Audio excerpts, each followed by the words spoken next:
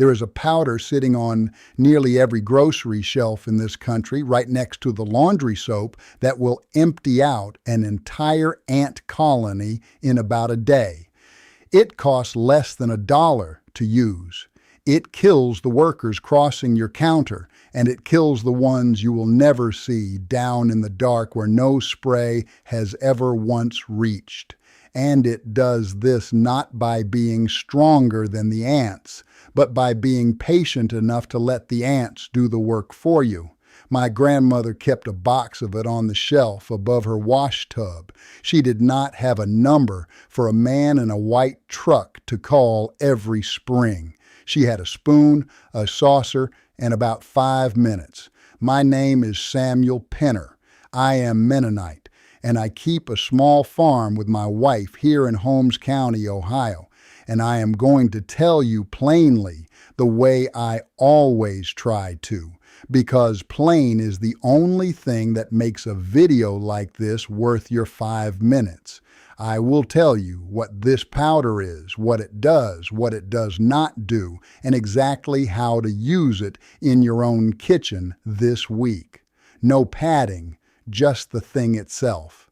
Let me tell you what is really going on, because once you see the sense of it, everything after falls into place, and you will never look at an ant on your counter the same way again. When you see that thin, dark line crossing your counter, your eye tells you a story. It says the problem is right here, these ants, this counter. So you do the natural thing.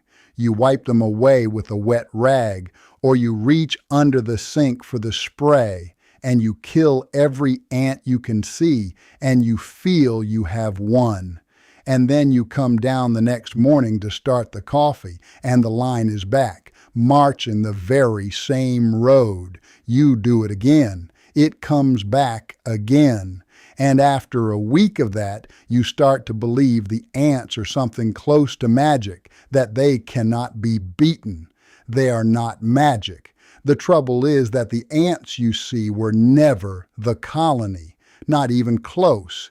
They are the errand runners, a few dozen or a few hundred, sent out to find food and carry it home. The real household is hidden away where your eye never falls, under the doorstep, behind the wall, down in the foundation. And in that hidden place sits the queen, and around her the young being raised, and the great mass of the colony that never once comes up to your counter. That is the colony. What you see is only its hands. So when you wipe the hands away, you have tidied up and nothing more. They are replaced by mourning from the thousands waiting below. Here is the whole turn of it, the thing the old folks understood and most people have forgotten. You do not win against a nest by fighting at the door. You will lose that fight every day for the rest of your life.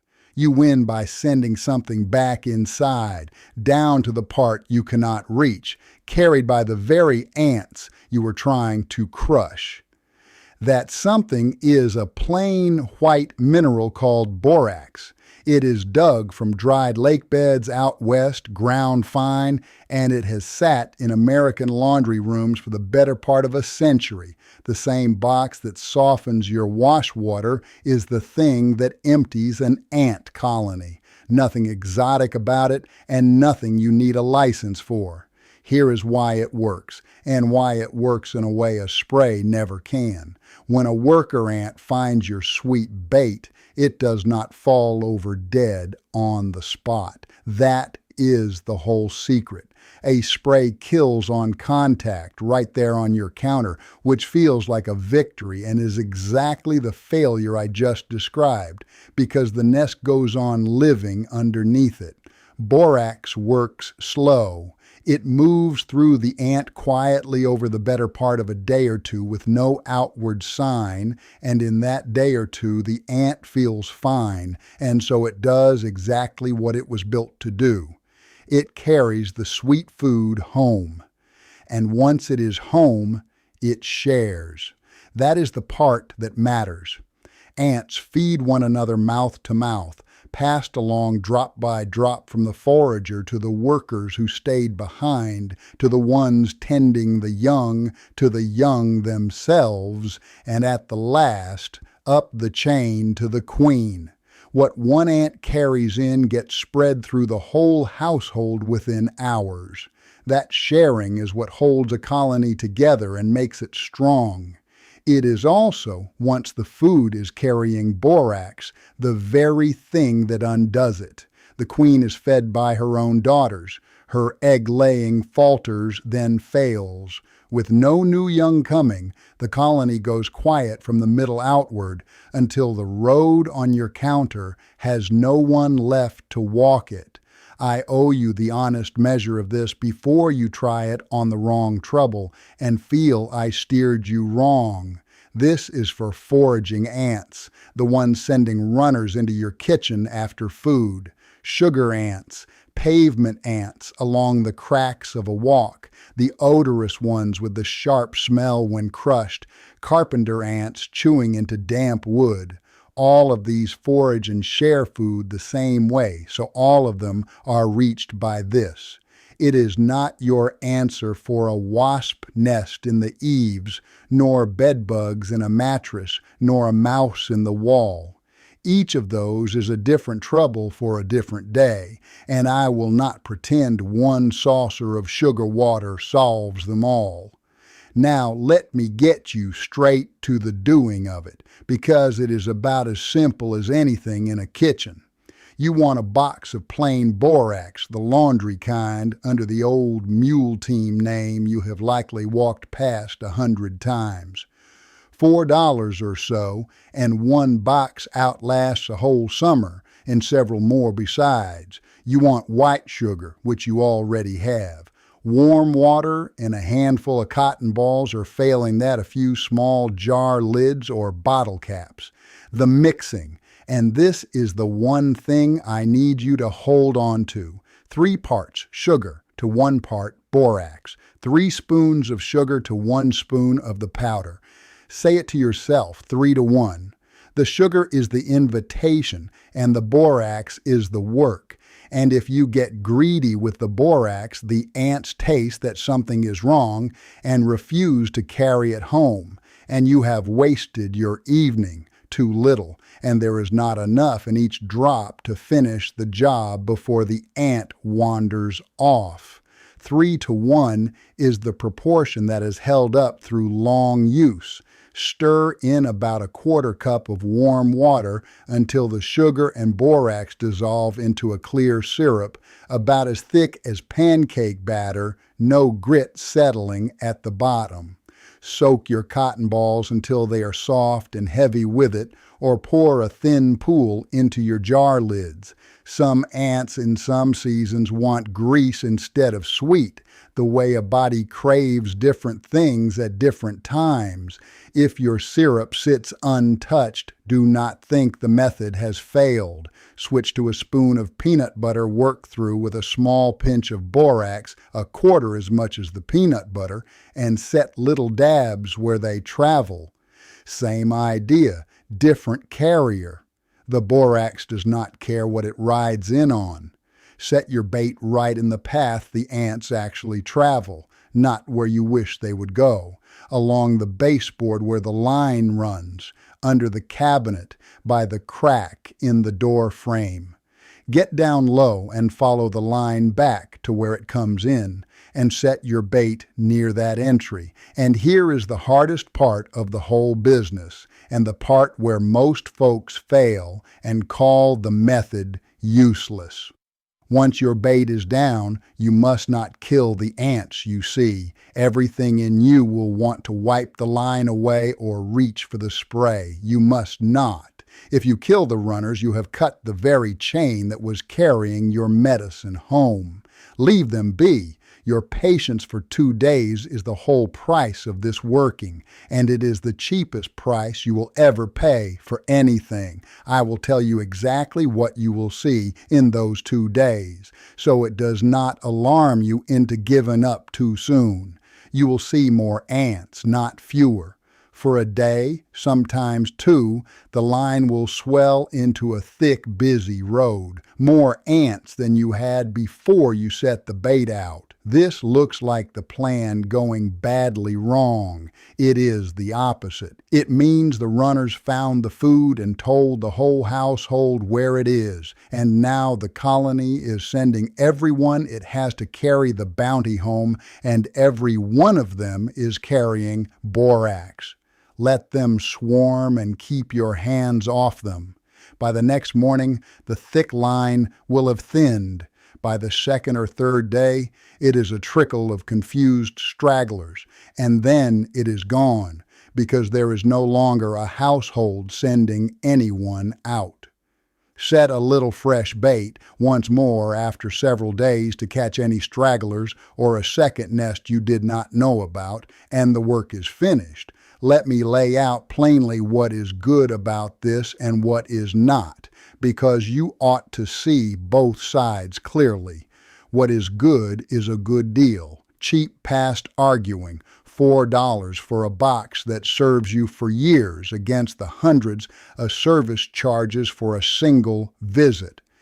It reaches the part of the problem that actually matters, the queen and the nest, not just the hands of it on your counter. It works across most every ant that troubles a kitchen once you match the bait to what they are after that week. And as poisons go, it sits low on the scale of harm compared to a harsh spray laid across the very counters you cut your bread on. What is not good told just as straight. It is slow, and I will not pretend otherwise. If you want dead ants on the counter in the next 60 seconds, a spray gives you that, and this does not. This gives you more ants for a day or two, and only then an empty nest.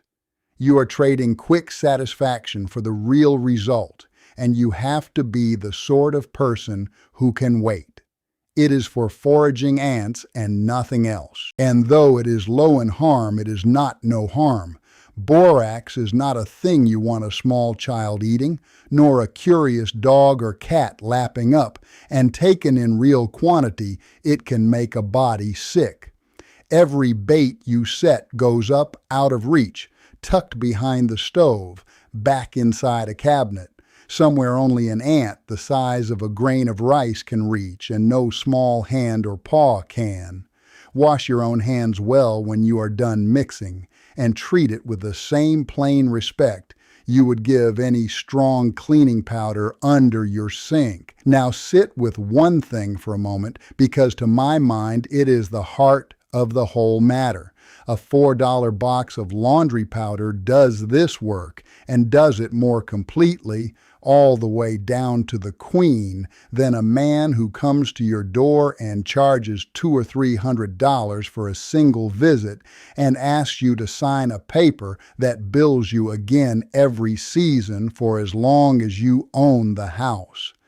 10 years of that runs to $4,000 or $5,000 for a trouble a saucer of sugar water settles in a couple of nights.